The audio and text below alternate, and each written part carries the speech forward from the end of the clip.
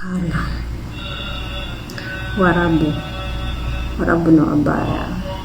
Warabu ni wabaya, na ubaya wa Warabu hawafanyii mashagala peke yake. Nimetambua juzi huyu madamu alikuwa anasafiri anaenda USA, akona mtoto wake.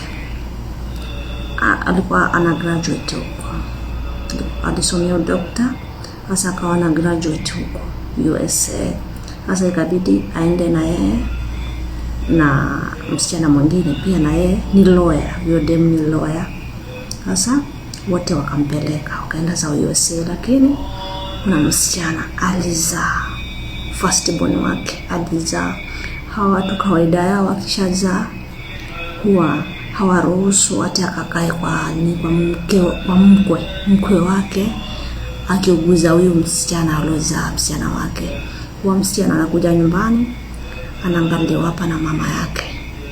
Sasa yule msichana akawa amejifungua tayari, kuna siku 3 amejifungua, ametoka wasi, yuko hapa nyumbani.